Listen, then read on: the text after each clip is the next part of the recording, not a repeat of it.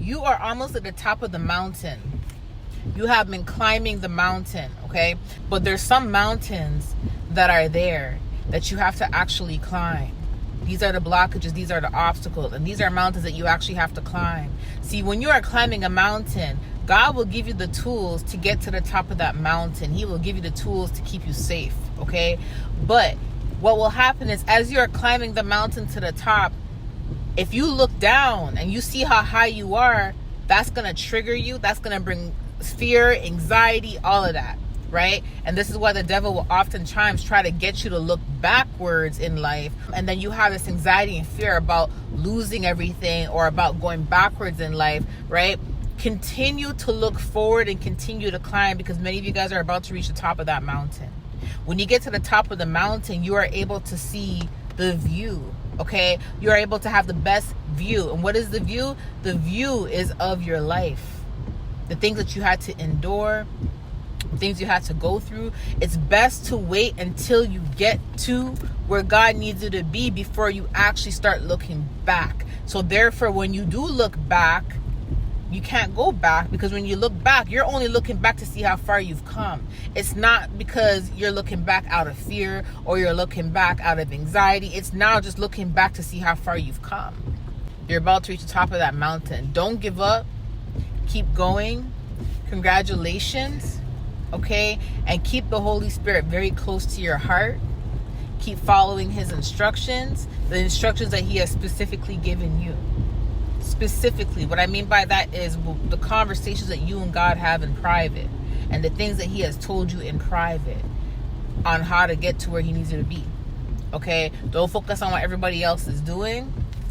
Don't always look back or look down as you're climbing, because you're going to start to see, wow, I'm getting higher, but I'm not at the top yet. And then anxiety is going to come in. You see what I'm saying? Just keep moving forward.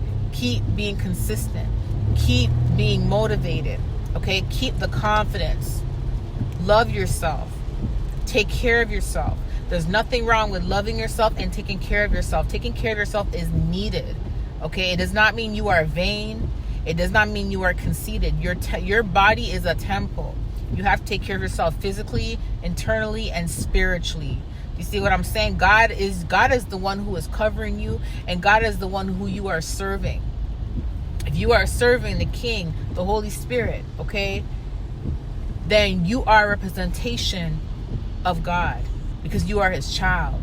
Take very good care of yourself, and don't let anyone try to make you feel bad or make you feel discouraged or make you feel guilty for loving yourself, for taking care of yourself, for wanting to make sure that you are healthy, for wanting to make sure that you are well presented, you are able to represent God the right way. Okay? And I'm talking about not just your external, but your inside as well, internally. Your heart, your spirit, your mind, your soul. Cut ties with anyone who is trying to distract you. Cut ties with anyone who is trying to block you, okay, in your life. Cut ties with anyone who is trying to make you feel discouraged, who brings you anxiety, who stresses you out. You have to love yourself enough to say, you know what, God, I have to stay focused. Like I said, many people did not have anyone before they got to where they needed to be. A lot of people went through their trials and tribulations alone, and they were not able to get close with people until they got to where they needed to be. Reason being is because it's a lot of distraction.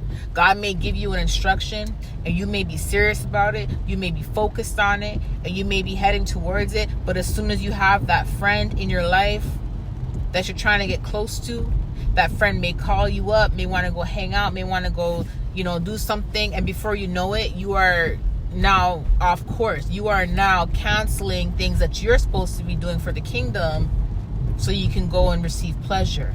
Do you see what I'm saying? I'm not saying that you can't have, a little bit of fun. You can't go out here and there. What I'm saying is, when God is isolating you and keeping you away from people and tells you, hey, it's time to focus on me this season. It's time to focus on me in general, but it's time to focus on me heavily this season. You have to listen to him, because what he's trying to do is he's trying to prevent distractions from coming in. The devil is, right now in this season, we're all very sensitive.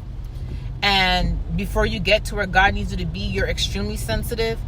And there's a lot more warfare because their goal is to prevent you from getting to the top of that mountain. Remember that. So what they try to do, they try to discourage you halfway through climbing, or when you're close to the top of the mountain. So then you want to kind of go backwards. You want to, okay, you know what, I'm just going to climb back down. Or, oh my gosh, I'm stuck here because I'm scared to continue climbing, but I'm scared to go down, so I'm now stuck here. You see what I'm saying? So it's almost like they try to play mind games with you to keep you stagnant. Do not let anyone distract you, come in your life and keep you stagnant.